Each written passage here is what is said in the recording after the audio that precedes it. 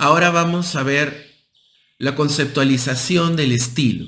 El estilo que vamos a manejar es el steampunk. Acá les dejo una descripción, es una especie de retrofuturístico donde la máquina a vapor y las piezas y los engranajes siguen siendo muy potentes. Ustedes pueden buscarlo, acá les dejo esta página, miren la complejidad y el armado de piezas. Y como ven, muchas de estas piezas en realidad son solamente planos extrudados, solamente que puestos encima de otros planos extrudados y van creando una volumetría bastante compleja e interesante que ver, ¿no? Entonces, esto es a lo que ustedes deberían tratar de llegar. Ahorita vamos a ver un poquito más de esa teoría, ¿sí? Entonces, ¿cuáles serían las estrategias de diseño para lograr esto?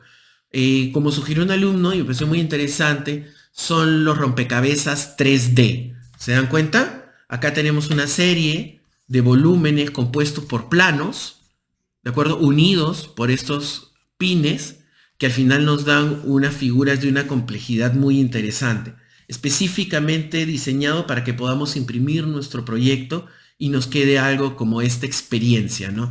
Que es, digamos, un primer paso, pasitos de bebé para empezar a diseñar piezas industriales de gran complejidad, totalmente embebidas con su función.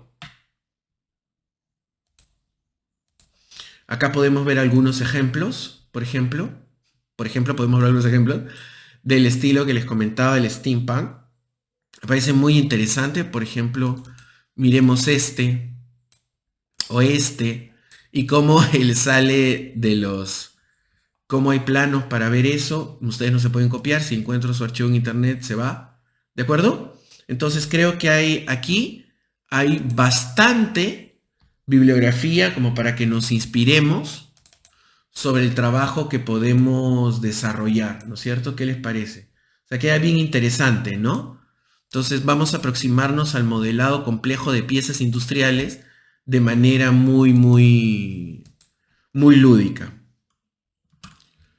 Aquí les dejo algunos ejemplos de lo que podríamos buscar dentro de este trabajo.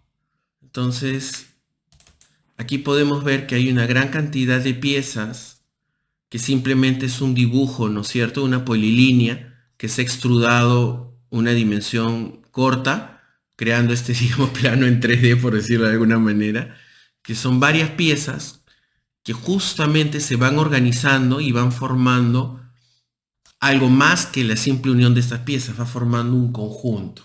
Entonces, ahora no nos vamos a centrar en para qué sirve, cuál es su función, sino solamente nos vamos a centrar en armar este objeto, ¿no? Entonces acá tienes un buen ejemplo, ¿no?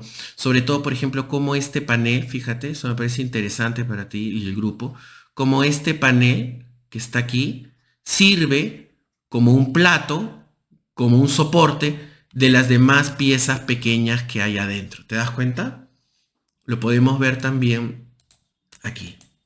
Entonces, tenemos varios ejemplos que podemos utilizar para inspirarnos para lograr el objetivo de este ejercicio, ¿no? Ejemplos hay, no para copiarnos estos ejemplos, sino para que nos sirvan de un ejemplo de cómo podemos tener una estructura que vaya armando nuestro proyecto. ¿De acuerdo?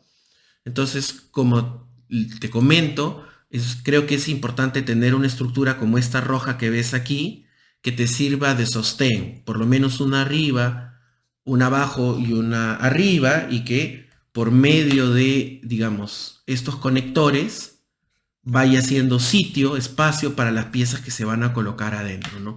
Tú puedes hacer algo mucho más complejo que esto, solamente esta es una idea, ¿no? Pero la idea del trabajo tipo sándwich, ¿no? Que abajo hay una pieza con un palo acá, con un pivote, ¿de acuerdo? Y que arriba, no necesariamente de la misma forma, tenemos otra pieza, ¿de acuerdo?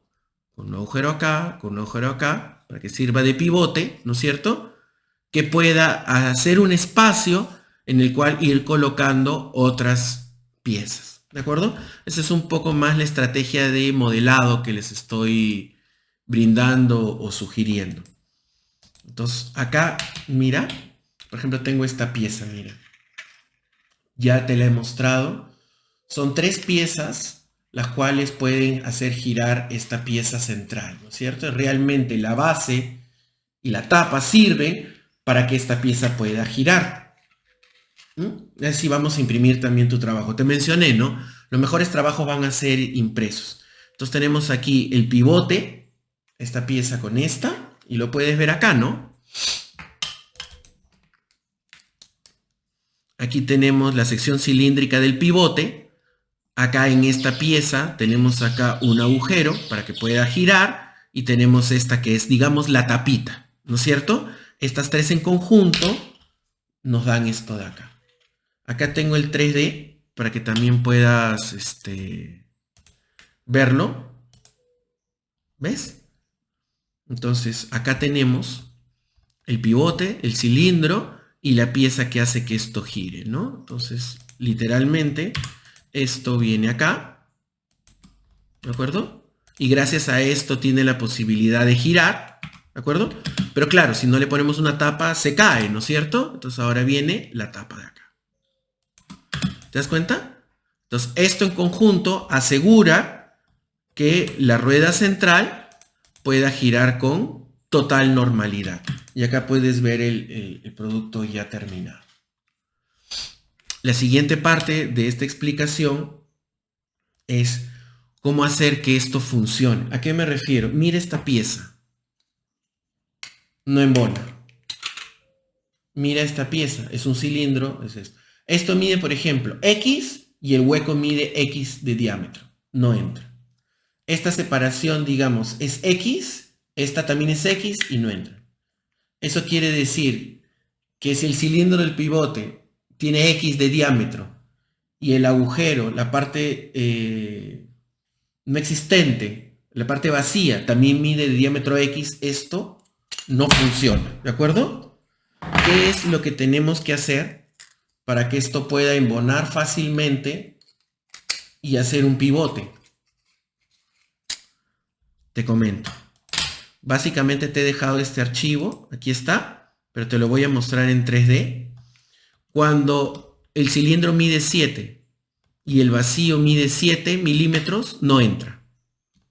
Lo que tenemos que hacer es agregar 0.2 a cada lado, no 2 milímetros, 0.2 milímetros. ¿Por qué? Porque es lo mínimo, lo que estamos usando como ancho de la pieza. Te explico. La boquilla que vamos a utilizar aquí mide 4.4 milímetros de espesor. Entonces, el material que bota no puede ser menor que 0.4. Pero esto funciona por capas.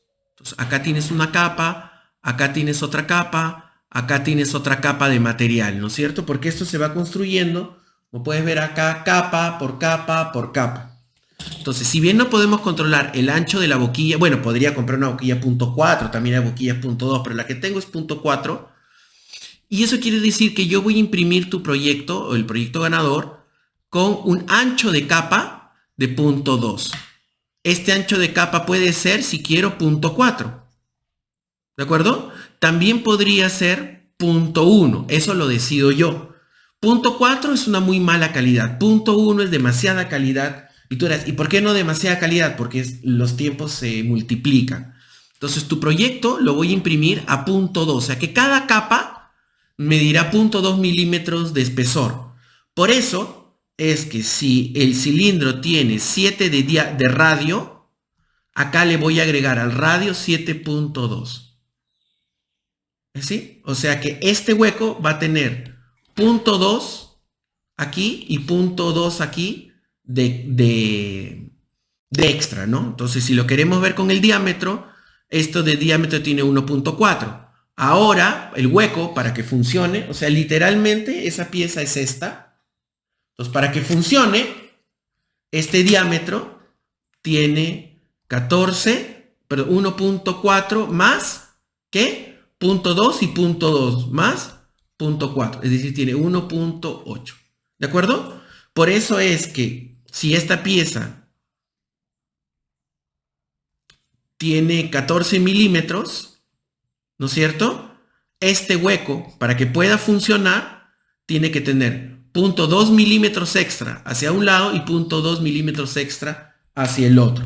Literalmente lo que ves aquí para que pueda embonar.